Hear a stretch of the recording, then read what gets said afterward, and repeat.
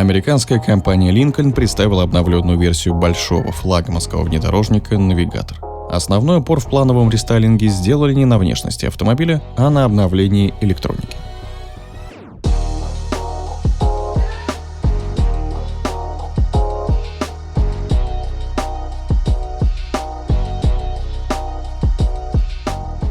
Внедорожник был представлен еще в середине августа, но так получилось, что эту новость я обошел стороной. И данное видео я обещал сделать моим подписчикам, которые интересуются американским автопромом. Lincoln Navigator является самым престижным и дорогим автомобилем в гамме компаний. Нынешнее четвертое поколение внедорожника выпускается с 2017 года. Но по продажам он серьезно уступает своему главному конкуренту модели Cadillac Escalade. Например, в прошлом году на рынке США было продано 15 тысяч навигаторов против 25 тысяч Escalade. В компании рассчитывают, что рестайлинг поднимет спрос на флагманскую модель.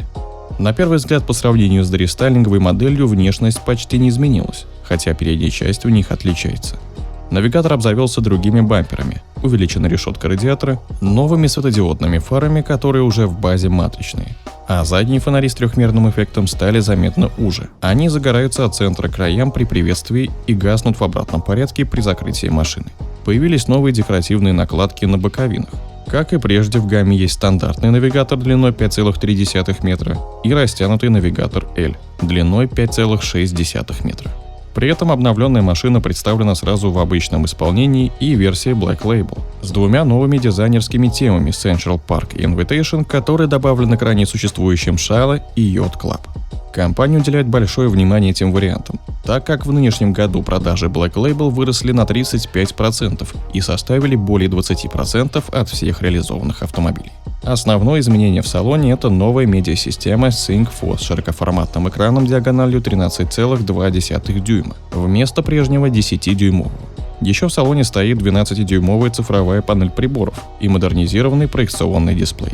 Между сиденьями второго ряда расположен дополнительный экран на 5,8 дюйма, с которого можно управлять климатической системой и аудиосистемой Revel Ultimate 3D, количество динамиков, которое увеличилось до 28.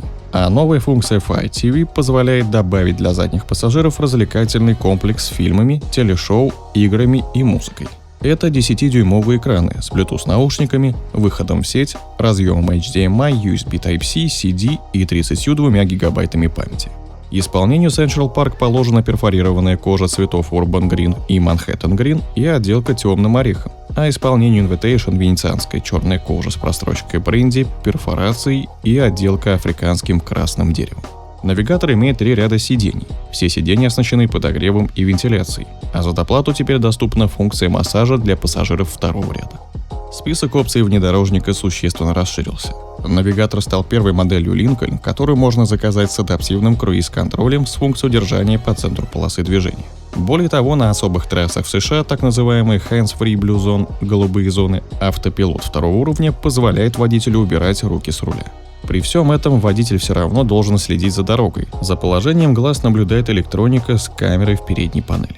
Комплекс помощи водителю безопасности Lincoln Co-Pilot 360 в сравнении с прошлым вариантом обрел новые возможности. Это торможение перед встречным транспортом во время поворота на перекрестке. А ассистент парковки Active Park Assist 2.0 теперь может вычислять место между машинами, достаточное, чтобы запарковаться. Еще одно новшество – это адаптивная подвеска системы мониторинга дороги Road Preview. При помощи сенсоров и камеры система измеряет параметры дорожного покрытия 500 раз в секунду и 100 раз в секунду меняет настройки амортизаторов. Безальтернативный битурбомотор V6 3,5 литра EcoBoost прежний, но его мощность снижена с 456 до 446 лошадиных сил, хотя крутящий момент прежний – 691 ньютон-метр. Он работает в паре с 10-ступенчатым автоматом. Базовый навигатор имеет задний привод. За доплату полноприводная трансмиссия с понижайкой. Обновленная модель поступит к дилерам в Северной Америке в начале следующего года. Сейчас цены на дореформенные машины начинаются с $77 тысяч, а Black Label стоит минимум 99 тысяч. В Европу, в том числе и в Россию, автомобили американской марки официально не поставляют.